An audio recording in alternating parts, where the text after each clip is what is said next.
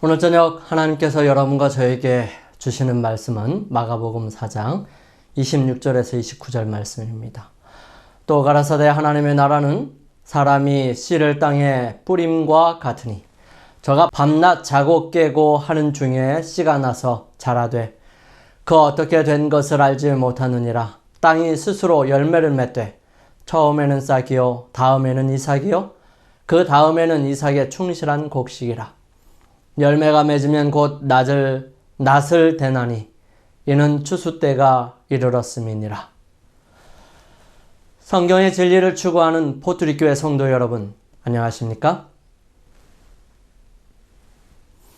주님의 은혜로 매일 그분의 보호 아래서 살아가며 매일 성장하도록 인도하시는 그 큰 사랑을 경험하시기를 바라면서 성령의 인도하심으로 말씀과 기도로 더 나은 오늘을 살아가게 하시기를 주님의 이름으로 축원합니다. 재림교회가 믿는 여러 가지 성경의 진리들을 확인하고 있는데요. 오늘은 성경의 진리 11번째 시간으로 그리스도 안에서 자라남을 함께 살펴보겠습니다. 우리는 지난 시간에 우리의 삶에서 경험하는 구원에 대하여 함께 살펴보았습니다. 우리의 구원은 예수 그리스도로 인하여 확실합니다. 우리가 예수 그리스도를 믿는 것은 그분이 나를 창조하시고 나를 구원하시기 위해 자신의 목숨을 내놓으신 엄청난 사랑을 통해 죄를 없이 하는 은혜를 베풀어 주셨으며 나를 데리러 오실 것이기 때문입니다. 우리가 예수 그리스도와 동행한다는 것은 하나님께서 다시 창조해 주신 내 속의 선한 양심이 하나님을 찾아가는 것이며 넘어져도 다시 일어나는 것이고 기쁘시게 할 것을 찾아 행하고 그의 말씀에 순종하는 것입니다. 우리가 예수 그리스도를 닮는다는 것은 그분 안에 거하는 것이며 부지런히 성경에서 주님을 배우며 기도로 주님과 직접적인 사귐을 갖는 것, 그러므로 우리는 머지않아 오실 예수 그리스도를 바라보고 고대하는 것입니다. 오늘은 성경의 진리 11번째 시간으로 그리스도 안에서 자라남 함께 살펴보기를 원합니다. 예수님께서는 여러 가지 비유와 모습으로 예수님을 믿는 신앙을 가진 사람들이 그분 안에서 성장하는 것을 말씀하셨습니다. 특별히 식물의 자라남으로 그 과정을 설명하는 부분들이 있습니다. 오늘은 성경을 통하여 예수 그리스도를 믿는 것에서 그치지 않고 그 안에서 끊임없이 성장하고 발전하는 모습을 함께 살펴봅니다. 성장은 먼저 죽음이 있어야 하고 다시 태어남이 있어야 합니다. 내가 진실로 진실로 너희에게 이르노니 한 알의 밀이 땅에 떨어져 죽지 아니하면 한 알 그대로 있고 죽으면 많은 열매를 맺느니라. 사람에게는 기본적으로 주어지는 삶이 있습니다. 이 삶은 그저 우연히 태어난 것이 아니라 가장 구원받을 수 있는 가능성이 큰 사람들이 태어난 것이지요. 하나님의 거룩은 능력과 섭리 속에 구원을 얻을 수 있는 사람들이 태어났고요. 그들은 구원을 얻을 수 있는 기회가 충분히 주어졌다는 것입니다. 그러나 그 삶은 영원한 삶이 아니라 반드시 주님을 발견하는 사람이어야 하는데 그 주님을 발견한 사람이 바로 다시 태어나는 사람이 되는 것입니다. 예수 그리스도를 발견하고 죄된 모습은 그분 안에서 죽고 주님께서 주신 생명으로 다시 태어나는 것입니다. 우리가 다시 태어나는 것은 예수님께서 죽으셨기 때문입니다. 저가 빛 가운데 계신 것 같이 우리도 빛 가운데 행하면 우리가 서로 사귐이 있고 그 아들 예수의 피가 우리를 모든 죄에서 깨끗하게 하실 것이요. 예수님은 미리 아담과 하와가 범죄하기 전에 이미 타락한 인류를 위해 당신 자신이 죽으시기로 결정하시고 사람을 창조하시는 일을 진행하셨습니다. 만약 몰랐다면 하나님이 아니실 것입니다. 그분이 이 땅에 사람을 창조하실 때에 이미 사람이 범죄할 것을 아셨습니다. 그런 그분께서 승산이 없이 모든 사람이 죽음으로 그 삶을 삶의 마지막을 맞이해야 한다면 굳이 사람을 창조하셨을까요? 하지 않으셨을 것입니다. 하나님께서는 사람을 아주 특별한 마음으로 창조하셨을 것입니다. 이 세상과 사람은 그분에게 있어서 가장 중요한 프로젝트였을 것이에요. 특별히 하나님을 닮은 사람으로 창조하실 것이기에 거기에는 아주 특별한 관심과 사랑이 있으셨던 것입니다.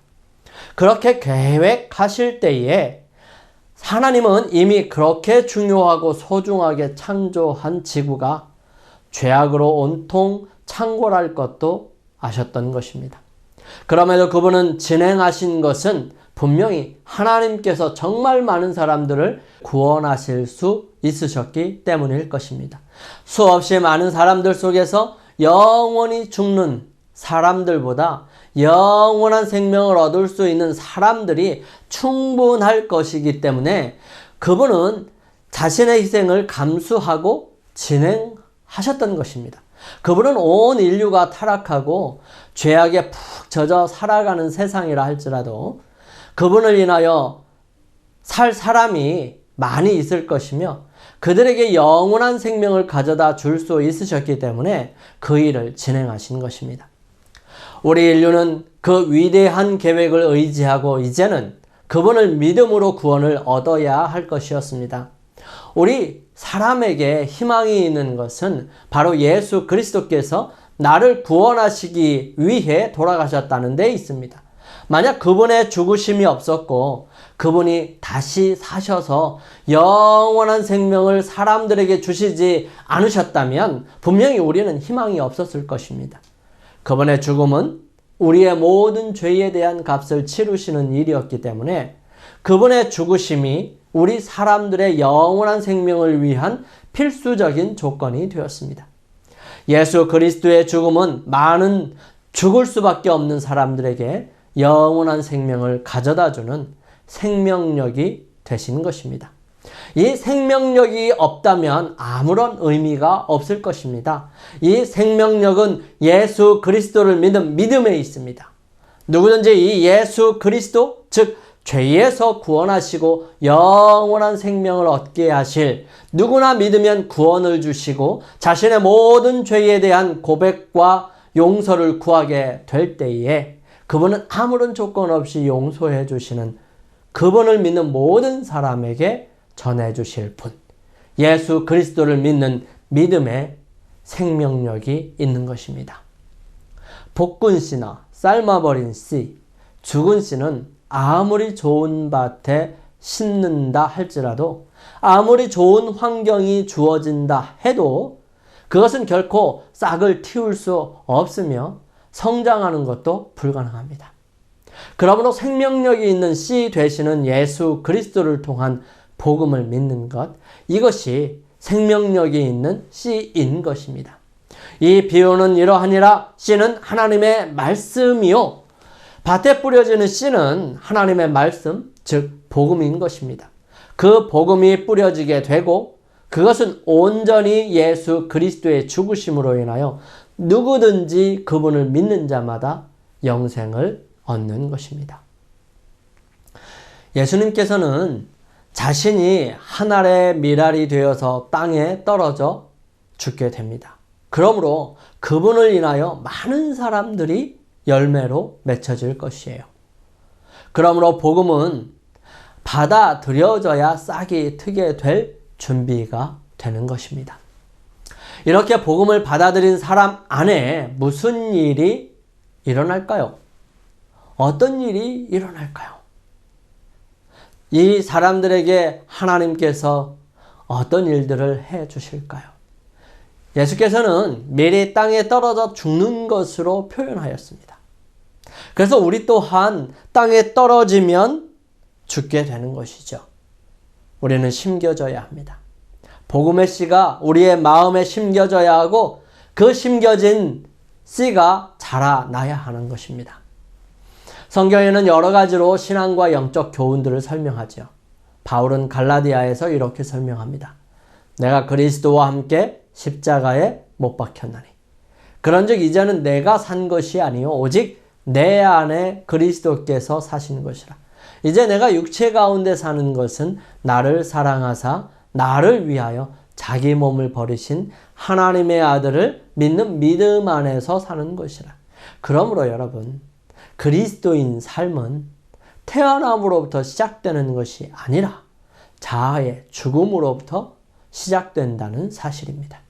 우리가 예수 그리스도를 알았다 할지라도 우리가 그리스도 안에서 죽지 않으면 그리스도인이라고 할 수 없는 것입니다. 그에게는 성장함이 있을 수 없습니다.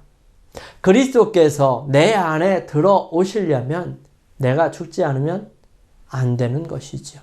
왜냐하면 나와 그리스도를 동시에 섬길 수 없기 때문입니다. 사람은 오직 하나에만 집중할 수 있습니다. 오직 하나에만 할 수 있어요. 즉 우리는 시간의 한계, 공간의 한계, 집중의 한계가 있습니다. 동시에 존재하는 시간이 있을 수 없고요. 여러 공간에 함께 있을 수 없으며 또한 한 가지 일에만 집중할 수 있다는 사실입니다. 어떤 사람들은 나는 동시에 가능하다고 말할지 모르지만 결코 그렇지 않습니다. 두 가지 일에 자신의 마음을 쓸 수가 없습니다. 우리는 늘 현재에 살고 있어요. 지난 과거로 들어가서 자신의 삶을 바꾸거나 개선하거나 치료할 수 없습니다. 또한 미래로 가서 나의 삶이 어떻게 될 것인지를 볼 수 있거나 또한 어떠한 힘이나 능력을 행사할 수도 없습니다. 오직 우리는 지금 이 시간에만 살 수 있는 것입니다. 그리고 공간적으로 우리는 한국에 있으면서 동시에 지금 여기에 있을 수 없습니다. 그것은 불가능하지요. 왜냐하면 사람은 공간적으로 한계를 가지고 있기 때문입니다. 그러므로 그리스도인 생애는 출생으로 시작하는 것이 아니라 죽음으로 시작합니다. 자아가 죽기까지, 자아가 십자가에 못 박히기 전까지 전혀 시작할 수가 없어요. 자신에 대한 근본적인 생각이 깊고 전면적인 수술이 있어야 합니다. 그런즉 누구든지 그리스도 안에 있으면 새로운 피조물이라. 이전 것은 지나갔으니 보라 새 것이 되었도다. 새 것이 되어야 하는 것입니다. 새 것이 될 때야 비로소 성장하기 시작하는 것이죠. 그리스도의 생애는 옛 것을 변경하고 개량하는 것이 아니라 본성을 변화시키는 것이다.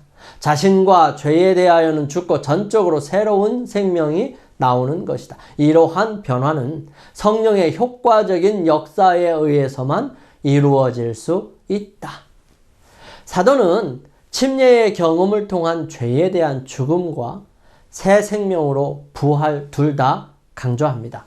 바울은 특히 이렇게 표현하죠. 그러므로 우리가 그의 죽으심과 합하여 침례를 받음으로 그와 함께 장사되었나니 이는 아버지의 영광으로 말미암아 그리스도를 죽은 자 가운데서 살리심과 같이 우리로 또한 새 생명 가운데서 행하게 하려 함이니라. 그러므로 침례는 상징적으로 새로운 삶을 상징하고 그리스도 안에서 자라남을 이야기하고 있는 것입니다. 예수를 구주와 주님으로 받아들이는 자에게는 무슨 일인가가 일어납니다. 동요하던 시몬은 용기 있는 베드로가 되죠. 핍박하던 사울은 전도자 바울이 됩니다. 의심하던 도마는 일선의 선교사가 되고요. 겁쟁이는 용기 있는 자가 됩니다. 믿음의 횃불이 불신을 대신하죠. 질투는 사랑이 삼켜버립니다. 자아에 대한 관심은 형제, 우애의 관심으로 변하지요. 마음에는 죄가 있을 곳이 없습니다.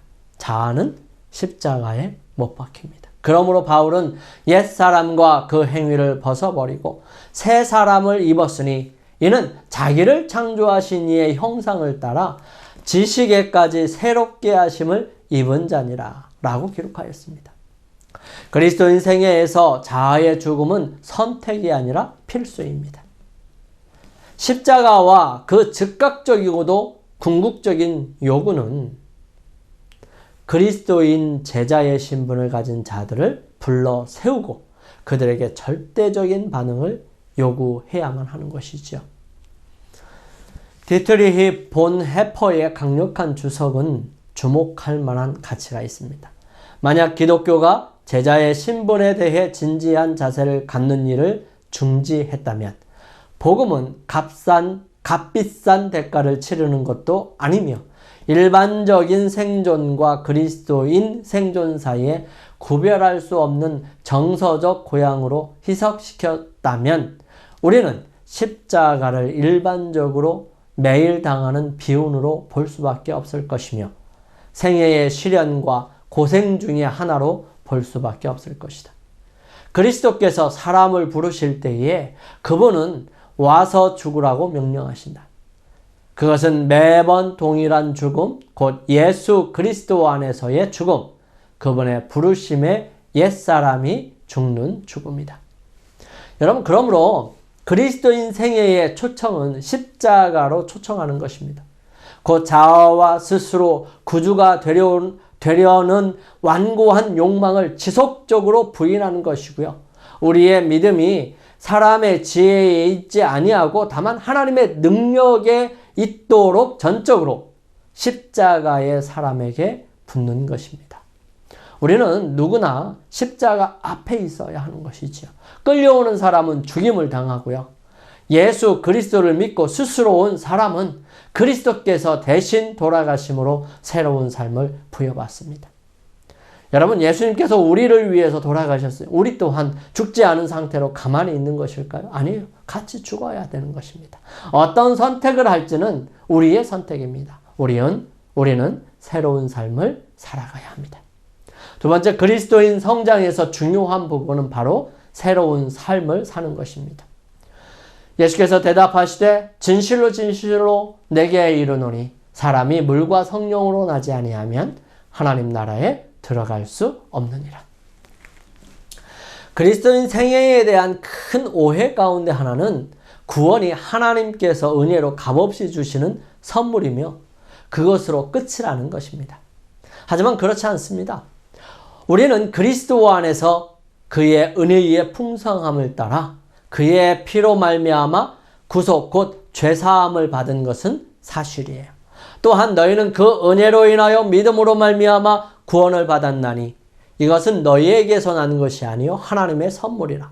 행위에서 난 것이 아니니 이는 누구든지 자랑하지 못하게 함이라는 것도 사실입니다. 그렇습니다. 은혜는 값없이 받는 것입니다. 그러나 은혜는 하나님으로 하여금 그분의 아들의 생명을 치르게 하였습니다. 엄청난 대가를 치렀어요. 무상의 은혜는 값싼 은혜를 의미하지 않아요. 다시 본헤퍼의 말을 인용합니다. 값싼 은혜는 회개 없는 용서를, 교회의 훈육 없는 침례를, 고백 없는 성찬식을, 개인적인 고백 없는 사죄를 설교한다. 값싼 은혜는 제자됨이 없는 은혜, 십자가가 없는 은혜, 살아계시고 성육신하신 예수 그리스도가 없는 은혜이다. 값싼 은혜는 예수님의 부르심과 아무런 상관이 없습니다. 사람을 부르실 때 예수님께서는 그가 져야 할 십자가를 제공하십니다. 제자가 되는 것은 추종자가 되는 것이며 예수의 추종자가 되는 것은 값싼 계략이 결코 아니에요. 바울은 고린도인들에게 은혜의 의무에 대해 강력하게 편지합니다. 먼저 그는 그 자신의 경험에 대해서 말하죠. 그러나 내가 나 된 것은 하나님의 은혜로 된 것이니 내게 주신 그의 은혜가 헛되지 아니하여 내가 모든 사도보다 더 많이 수고하였으나 내가 한 것이 아니요 오직 나와 함께 하신 하나님의 은혜로다. 이렇게 바울은 하나님의 은혜가 그의 생애에서 최고의 권위임을 인정합니다. 곧이어 그는 이 은혜가 그에게 헛되이 주어지지 않았음을 첨부하지요. 헬라어 에이스케노는 문자적으로 빈 것을 위하여로 번역됩니다. 다시 말하면 바울은 헛되고 공허한 생애를 살기 위해 은혜를 받은 것이 아니라 그 자신의 능력이 아닌 내재하는 은혜의 힘에 의한 성령의 열매가 채워진 삶을 살기 위해 은혜를 받은 것입니다. 마찬가지로 그는 하나님의 은혜를 헛되이 받지 말라고 신자들에게 호소하고 있지요. 예수님께서 비유로서 설명하십니다. 처음에는 싹이요, 다음에는 이삭이요, 다음은 충실한 곡식입니다. 씨가 발아하는 것은요, 영적인 생활의 시작을 나타내고 곡식이 자라는 것은 그리스도인의 성장에 대한 아름다운 표상입니다. 전염기에서와 마찬가지로 영적 세계에 있어서도 자라남이 없는 생명이 있을 수 없습니다. 식물은 자라지 않으면 죽습니다. 식물이 자라는 소리도 없고 눈에 띄지 않지만 끊임없이 계속하여 자라는 것처럼 그리스도의 생애의 발전도 그와 같습니다. 매 발전의 단계마다 우리의 생애가 완전하게 될 수 있습니다. 또한 우리에 대한 하나님의 목적이 성취되면 계속적인 발전이 있게 될 것입니다. 성화는 일생을 통해 이루어져야 할 사업입니다. 우리가 예수 그리스도를 닮아가고 그분과 함께 사는 것, 이것은 평생의 과업인 거예요. 우리가 기회를 많이 가질수록 우리의 경험은 넓어지고 우리의 지식도 증가합니다. 우리는 책임을 질 만큼 강해지고 특권에 비례해서 더욱 성숙해질 수 있을 것입니다. 식물은 하나님께서 그 생명을 유지하기 위하여 마련하신 것들을 섭취함으로 자라나죠. 식물은 그 뿌리를 땅속에 뻗고 위로는 햇빛과 이슬과 비를 흡수하면서 공기 중에 있는 생명소를 흡수합니다. 이와 같이 그리스도인도 하나님의 능력과 협력함으로 자라나게 되는 것이죠. 식물이 뿌리를 땅속에 내리는 것처럼 우리도 그리스도 안에 깊이 뿌리를 내려야 합니다. 식물이 햇빛과 이슬과 비를 받는 것처럼 우리도 성령을 받기 위하여 우리의 마음 문을 열어야 합니다. 주님의 사업은 만군의 여호와께서 말씀하신 바와 같이 힘으로 되지 아니하며 능으로 되지 아니하고 오직 나의 신으로 되느니라 말씀하십니다.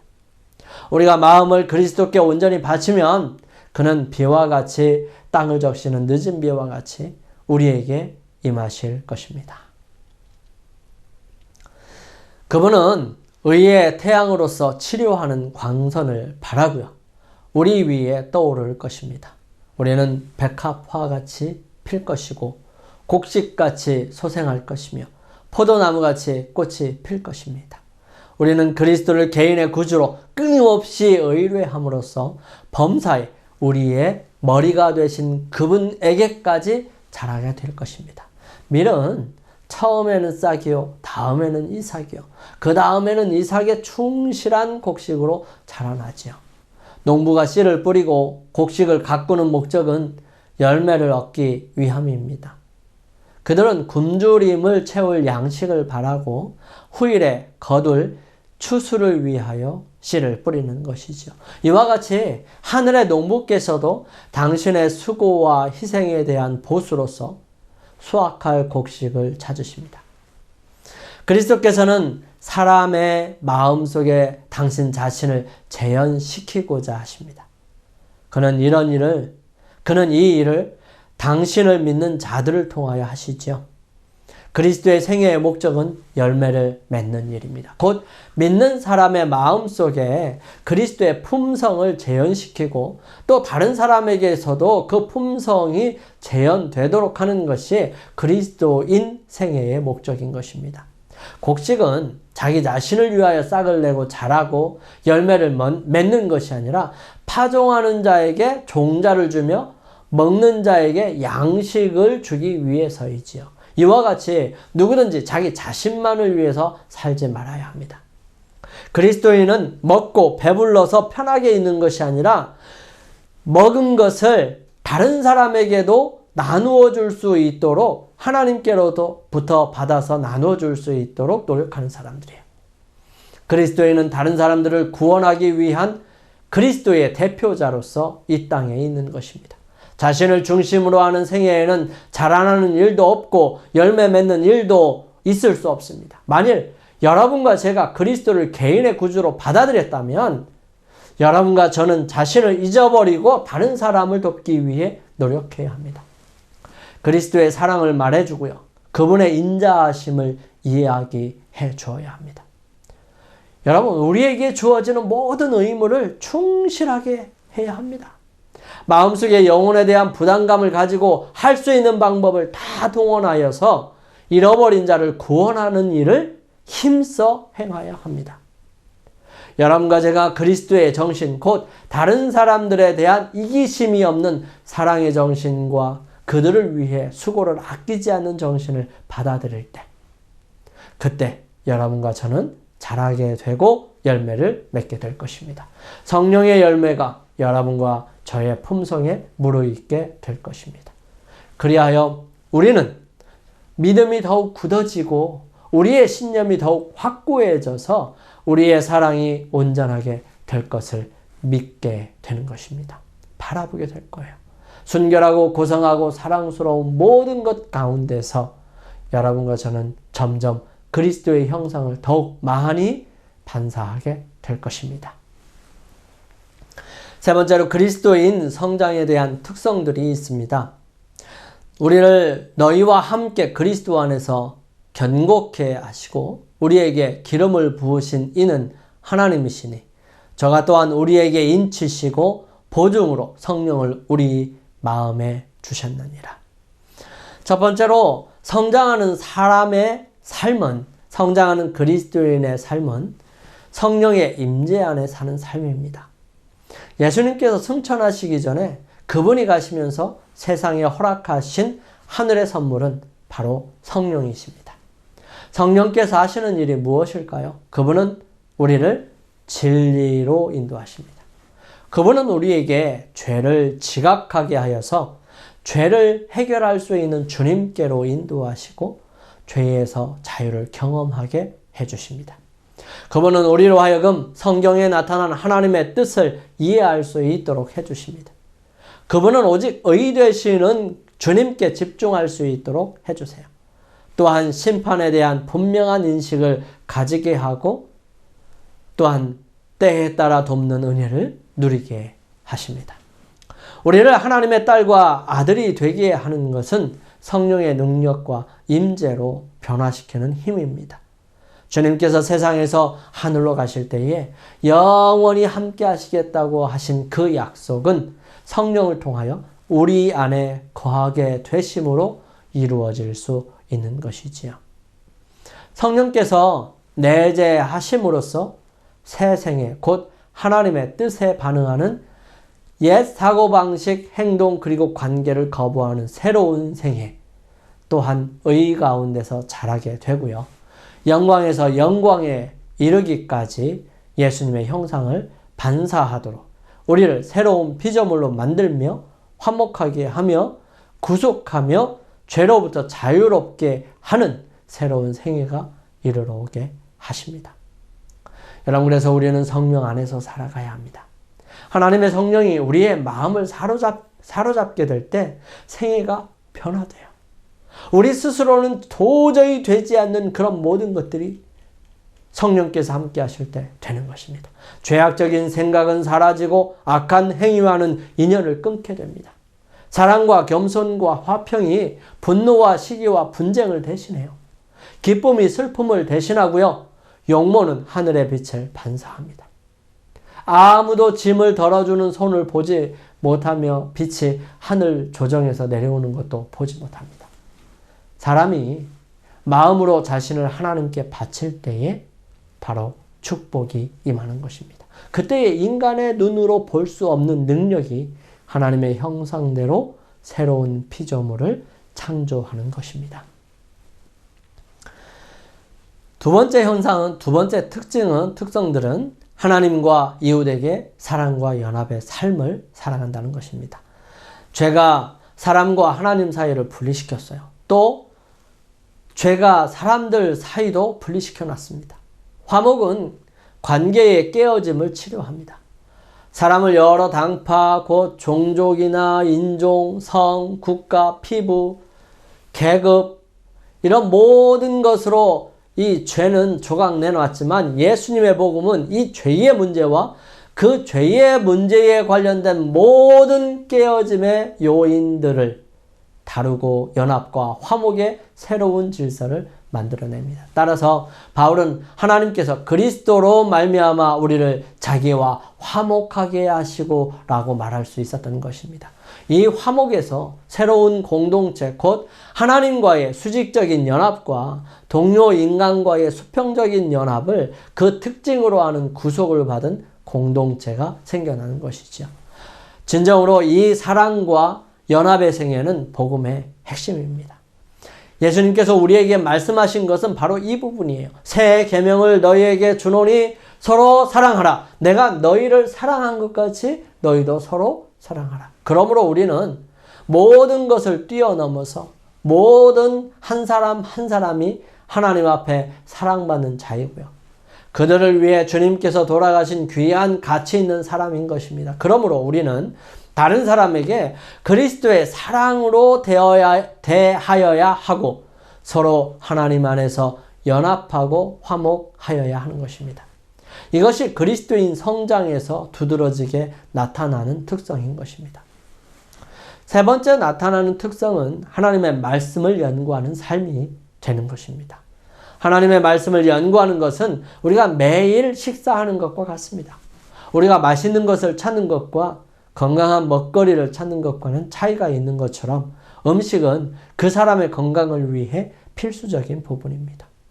우리가 맛있는 것만 먹고는 살 수가 없어요. 우리가 건강한 것을 먹어야 합니다. 그래야 건강을 유지할 수 있어요. 건강한 음식을 먹어야 하는 것처럼 우리는 꾸준히 주님 안에서 하나님의 말씀을 마음을 다해 연구하고 그 연구를 통하여 하나님의 뜻을 분명하게 알아가는 것이 바로 성장의 중요한 요소인 것입니다. 예수님께서는 이 땅에 계실 때 사단에게 시험을 받으실 때 그 모든 시험을 말씀으로 승리하셨던 것은 그냥 나온 것이 아닙니다. 거기에는 어려서부터 하나님의 말씀을 사랑하고 그 말씀에 순종하고자 하는 마음으로 깊이 묵상한 결과였던 것입니다. 바울은 모든 성경은 하나님의 감동으로 된 것으로 교훈과 책망과 바르게 함과 의로 교육하기에 유익하니 이는 하나님의 사람으로 온전하게 하며 모든 선한 일을 행할 능력을 갖추게 하려 함이라고 기록했어요. 그래서 성경을 통하여 우리는 교훈을 얻어야 하고 내 자신을 책망하는 것을 느껴야 하고 바르게 함을 배워야 하고 의를 따라가는 것을 이해해야 하며 하나님의 사람으로 온전케 서서 모든 선한 일을 할 수 있는 사람으로 자라나야 합니다. 여러분, 진리와 교리를 이해하며 성장하기를 원하십니까? 그렇다면 영혼으로 하여금 계속해서 하나님께 나아가는 길로 나아가게 하는 방법을 알아야 합니다. 여러분, 오늘 혹은 내일, 후일에 하나님께서 여러분과 저를 위해 비축해 놓은 무엇이 있는지를 알기를 원하세요? 그러면 성경을 손에 쥐시기 바랍니다. 매일 성경을 연구하십시오. 기도로 성경에 접근해 보십시오. 하나님의 뜻을 알며 그분의 길을 추구하는데 이보다 더 좋은 길은 없습니다. 네 번째로 매일 기도하는 삶을 살아갑니다. 바울은 그리스도인의 생애와 성장에서 기도가 매우 중요하다고 생각하므로 무시로 기도하고 성령 안에서 간구하고 기도하고 영적으로 기도하고 깨어 기도하고 힘써서 기도하고 여러 성도들을 위하여 기도하라는 6가지 기본 원리를 언급합니다. 에베소서 6장 18절 말씀이에요.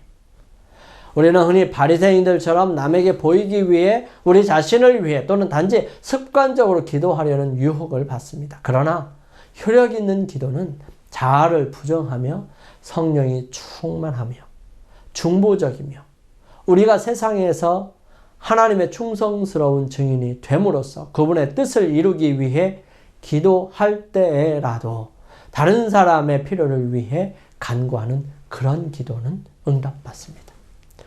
기도는 하나님과 끊임없이 교제하는 것이에요. 그것은 영혼의 산소이고 그것이 없으면 영혼은 위축되며 죽습니다. 엘렌 화이트는 다음과 같이 말합니다. 기도를 많이 해라. 왜냐하면 기도는 가장 필수적인 의무 중에 하나이기 때문이다. 그것이 없이는 그대가 그리스도인 생애를 유지할 수 없다. 그것은 고상하게 하고 힘을 주며 고결하게 한다. 그것은 영원히 하나님과 이야기하는 것이다. 다섯 번째로 자라나는 삶의 모습은 성령의 열매를 맺는 삶입니다. 갈라디아 5장 22절 23절은 오직 성령의 열매는 사랑과 희락과 화평과 오래 참음과 자비와 양성과 충성과 온유와 절제니 이 같은 것을 금지할 법이 없느니라 말씀하십니다. 예수님께서 제자들에 대해 가지신 희망을 살펴보십시오. 그분은 세상이 그분께 하나님과의 사이에 가지신 사랑의 관계를 알도록 아버지 하나님께서 명하신 대로 행하십니다. 사랑의 관계가 아버지 하나님의 뜻을 행하는 것에 앞섭니다. 그분은 그분의 아버지를 사랑하기 때문에 즐겨 그분의 아버지의 뜻을 행합니다. 그와 마찬가지로 예수님께서는 그분 자신의 제자들에게 사랑의 기초를 기대하십니다. 그분은 내 안에 거하라. 나도 너희 안에 거하리라. 가지가 포도나무에 붙어 있지 아니하면 스스로 열매를 맺을 수 없음같이 너희도 내 안에 있지 아니하면 그러하리라고 말씀하십니다. 그러므로 열매를 맺는 것, 순종 그리고 하나님의 뜻에 따라 사는 것은 영적 성장의 필수적인 표들입니다. 열매가 없는 것은 그리스도 안에 거하지 않는 것을 나타내는 것이죠. 여섯 번째로 영적 전쟁에서 승리하는 삶입니다. 마귀의 괴계를 능히 대적하기 위하여 하나님의 전신갑주를 입으라. 우리의 씨름은 혈과 육에 대한 것이 아니요 정사와 권세와 이 어둠의 세상 주관자들과 하늘에 있는 악의 영들에게 대함이라. 그러므로 하나님의 전신갑주를 취하라. 이는 악한 날에 너희가 능히 대적하고 모든 일을 행한 후에 서기 위함이라. 그런즉 서서 진리로 너희 허리띠를 띠고 의의 흉배를 붙이고 평안의 복음에 예비한 것으로 신을 신고 모든 것 위에 믿음의 방패를 가지고 이로써 능히 악한 자의 모든 화전을 소멸하고 구원의 투구와 성령의 검 곧 하나님의 말씀을 가지라. 여러분, 그러므로 바울은 일어서라, 취하라, 입으라, 강하라 등의 행동을 나타내는 강한 단어를 사용하는 것입니다. 그리스도의 생애는 싸움과 전진의 생애예요. 이 싸움에는 면제가 없습니다. 계속적이고 끈기 있는 노력이 있어야 합니다. 끊임없는 노력을 통하여 우리는 사단의 유혹을 승리하게 됩니다. 그리스도인 성실성은 저항할 수 없는 힘으로 구해야 하고요. 확고부당한 목적으로 유지되어야 합니다. 모든 사람은 그들 자신을 위하여 이 싸움에 참전해야 합니다. 다른 어떤 사람도 우리의 싸움을 대신해 줄 수 없습니다. 우리는 개인적으로 이 싸움을 감당할 책임이 있는 것이지요. 마지막으로 예배 그리고 증언, 소망의 삶입니다. 서로 돌아보아 사랑과 선행을 격려하며 모이기를 패하는 어떤 사람들의 습관과 같이 하지 말고 오직 권하여 그날이 가까움을 볼수록 더욱 그리하자. 예배 그리고 성경 연구 그리고 친교에서 더 많이 성장할수록 봉사와 증언에 대한 요구는 더욱 커지는 것입니다. 그리스도인 성장은 봉사에서의 성장과 증언을 향한 성장을 요구합니다. 예수님께서는 아버지께서 나를 보내신 것 같이 나도 너희를 보내노라 라고 말씀하셨습니다. 그리스도인의 생애는 결코 자기라는 원 안에 사는 생애가 아니라 항상 다른 사람에게 봉사하며 증언하는 일을 통해서 흘러넘치는 생애입니다. 마태복음 28장의 큰 사명은 그리스도인들에게 모든 사람이 하나님의 구속적인 은혜를 알도록 세상에 두루 용서의 복음을 전할 만큼 충분히 성숙할 의무를 가지고 있습니다. 성령에 의한 생애와 그리스도인 성장의 생애의 표는 예루살렘과 온 유대와 사마리아와 땅끝까지 끊임없이 확장되는 증언의 생애인 것이죠.